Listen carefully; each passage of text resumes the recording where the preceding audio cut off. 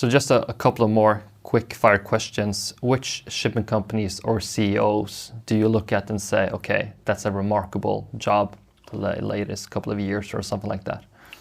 No, I think there's a couple that stand out, and of course it's hard to kind of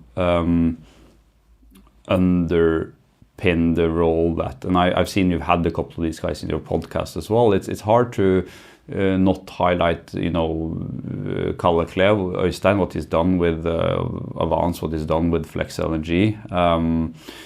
Created a lot of value for his shareholders by clever financing agreements, chartering out vessels at the right time, selling at the right time, and that's that's created a lot of value for those that have been kind of following him.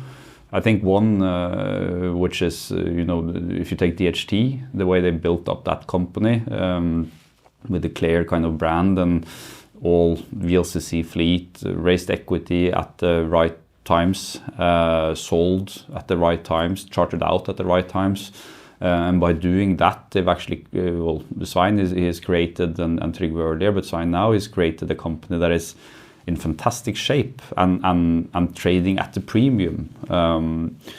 So you have a US listed company trading at solid premiums to peers in a great shape. That's the way you build kind of a business and are able to.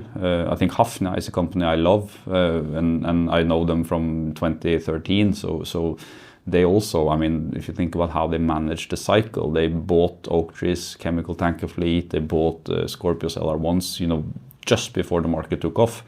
And then they just extracted value ever since. They paid out dividends. They've not really been rewarded in the equity markets recently, but those that bought in on the IPO have made a very good return. So there are ways you can, create value. Take BW LPG since their IPO. I think they've generated 15% annual return, which is quite good.